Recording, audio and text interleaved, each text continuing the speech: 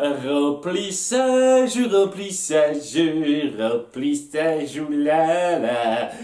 Ouais, cet épisode, honnêtement, aurait pu tenir sur 6 minutes, hein, je dirais, hein, à peu près quelque chose comme ça, si on n'avait pas viré tous les instants remplissage.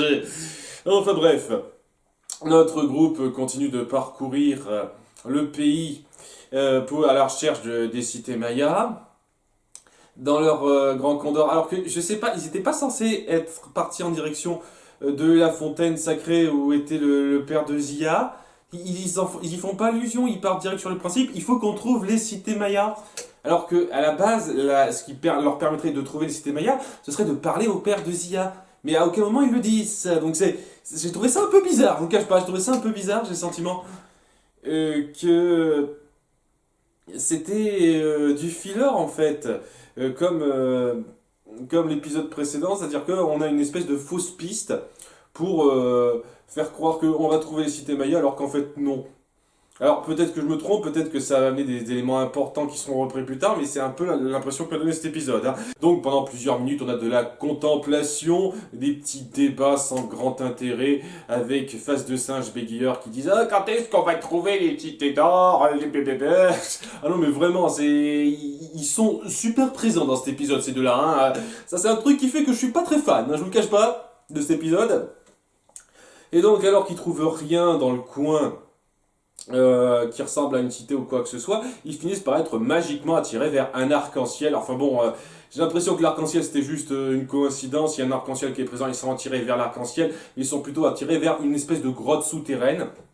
Automatiquement, c'est-à-dire que oui, on peut plus contrôler le grand condor, il les mène directement vers la grotte souterraine. Et donc, la grotte souterraine, elle les mène donc à un espèce de passage qui amène à nouveau, genre 2-3 minutes où on voit Sancho et Pedro se plaindre. À nouveau, hein, ça n'apporte rien à part du gag pas très recherché, et où ils finissent par tomber sur une espèce d'impasse, semble-t-il à première vue, mais Tao aperçoit une espèce de mousse particulière et qui s'éclaire au contact de l'air. C'est comme ça qu'il le dit, ça s'éclaire au contact de l'air. Donc ouais, c'est normal qu'il y ait de l'air, sinon vous pourriez pas respirer les gars. Non mais je pense qu'ils l'ont très mal précisé, très mal dit, ça s'éclaire au contact d'un vent, de courant d'air, c'est-à-dire dès qu'on souffle dessus ou un truc comme ça. Mais c'est un peu normal qu'il y ait de l'air et que ça s'éclaire, sinon vous seriez en train de crever d'asphyxie. Hein? C'est un petit peu logique. Donc, la façon dont c'est présenté était un peu moyenne. Bon, ce qu'ils comprennent, c'est qu'il y a des courants d'air qui proviennent d'un certain endroit. Et donc, c'est ça qui active, qui fait s'illuminer cette mousse particulière. Et donc, en utilisant le bon vieux coup du... Alors, l'air vient par ici. Mendoza arrive à trouver une entrée qui était honnêtement très logique à voir. Il n'y avait pas besoin du coup de la mousse dorée, puisqu'il y avait clairement... il y avait clairement quelque chose qui dessinait cette entrée-là, qui laissait croire qu'il y avait quelque chose ici, hein, de par le fait qu'il y a une espèce d'ouverture, enfin de trait qui insinue qu'il y a quand même quelque chose de spécial ici, quoi. Il n'y avait pas besoin du coup de une mousse qui s'illumine parce qu'il y a des courants d'air, quoi. Petit détail, assez inutile. À ce moment-là, il fallait faire un petit peu mieux votre animation, je le trouve. Un petit détail à la con. Donc ils finissent par retrouver cette entrée-là, par détruire un petit peu la petite trappe en pierre qui les empêchait d'avancer. Et c'est là qu'ils tombent sur des ruines qui sont en plein air, bien grandes, etc. Et ce qui m'amène à me poser la question, mais comment se fait-il qu'ils ne l'aient pas vu du haut de leur grand condor au début? C'est-à-dire qu'ils scrutaient un peu le coin, ils avaient rien vu, quoi. Ah, c'est dommage, il n'y a pas de cité maya ou quoi que ce soit, alors que bon, quand ils sont tombés dans cette grotte, ils n'ont pas fait 50 km de trajet ou quoi que ce soit, ils sont pas allés très très loin de l'endroit où qu'ils étaient en train de survoler avant. Donc ils auraient dû remarquer ces ruines en les survolant. C'est le petit détail aussi, quand on y pense, hein, c'est le petit détail. Bref, ça amène donc notre groupe à explorer ces ruines mayas, tandis qu'on a à nouveau plusieurs moments où Face de Singe et bégayeur font les guignols. Ah oui, non mais là c'est carnaval hein, à ce niveau-là, on y a droit tout le temps, c'est diffus tout le long de l'épisode. Et pendant ce temps-là, Esteban Taozia tombe sur une statue de dieu serpent ailé qui connaissent pas, bon, c'est un dieu maya et pas un cas, donc c'est normal. Et un truc que j'ai pas très bien compris, Tao a trouvé une piste en étant interpellé par Pichu, ce qui l'amène à complètement disparaître de la vue d'Estebanezia, et il ne les interpelle pas, il ne les appelle pas ou quoi que ce soit, il reste tout seul dans son coin, ce qui amène donc Estebanezia à le rechercher pendant quoi? Une bonne minute 30, sans rien comprendre. Ils finissent par aller parler à Mendoza et les deux Pecno, et c'est là qu'ils finissent enfin par être prévenus par Pichu. Donc voilà, qui vient lui dire ah, Esteban, géant.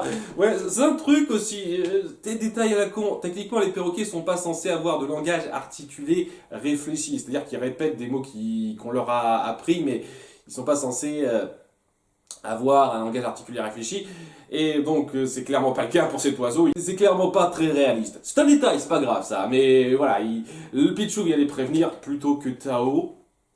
Pour une raison qui m'échappe, voilà, parce que je ne comprends pas pourquoi ils ne les auraient pas interpellés en ayant trouvé la fameuse grotte qu'il a trouvée, parce que là, il a trouvé une espèce de grotte où il y a des inscriptions sur les murs, des symboles maya qu'il arrive à lire.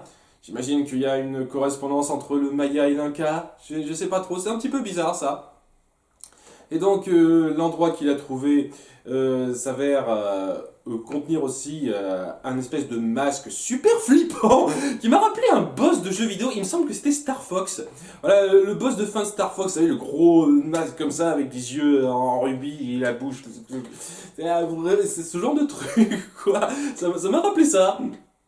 Et donc pendant que Tao commence à traduire les inscriptions, à nouveau je sais pas trop comment il y arrive, pour dire que le dieu serpent ailé était très intelligent et savait certaines choses sur les cités d'or sans aller plus loin que ça, il y a Face de Singe et Bégayeur qui se disent oh, ce masque il est un peu flippant, mais oh, regarde, ce serait pas des rubis à ses yeux? Oh, si on le prend, on sera riche! Et donc en essayant de le manipuler, ils foutent tout en l'air, évidemment, évidemment. Oui, donc manipuler ce masque, ça amène tout un mécanisme de piège qui détruit le temple, parce que, à nouveau, tous les temples mayas et incas ont ce mécanisme d'autodestruction, c'est impératif. Tous les temples incas et mayas doivent avoir leur petit système d'autodestruction, c'est impératif. Sinon, ce n'est pas un temple maya ou un cas, hein, on est bien d'accord. Hein. Donc ouais, il y a tout un mécanisme assez ingénieux qui s'opère, qui met la vie de tout le monde en danger, mais il y a un passage qui se crée et qui amène donc nos personnages à pouvoir s'enfuir sans avoir appris grand chose, en ayant juste eu un début de piste, et ça s'arrête là. Ils ressortent, ils se retrouvent dans les ruines, et ça n'a pas avancé du tout, quoi. Alors je sais pas, peut-être que le début de ce qui a été instauré par rapport à ce dieu serpent ailé amènera à quelque chose plus tard. Peut-être, je ne sais pas, mais sur le coup, par rapport à ce que j'en sens dans cet épisode, j'ai l'impression que c'était de la grosse perte de temps en termes d'histoire en fait. Et c'était pas très bien aidé par le fait qu'on s'est centré un peu trop sur Face de Singe et Bégayeur, qui m'ont un peu saoulé à plusieurs moments. Et allez, je vais le dire, c'est le premier épisode que je n'aime pas. Cela étant, ça peut changer si c'est bien repris par la suite, si on essaye de tabler un peu sur ce qui a été mis en scène, mis en place dans cet épisode, ça pourrait être un peu amélioré par la suite, mais sur le coup, j'ai pas apprécié cet épisode. Pas énormément détesté ou quoi que ce soit, mais c'est juste un peu en dessous de la moyenne, voilà, un peu en dessous de 10, genre 9, 9,5 quoi, sur 20, quelque chose comme ça, parce que voilà, il y avait trop de remplissage, pas très intéressant, pas mal de moments un peu lourdingues, et j'ai le sentiment que ça n'allait nulle part.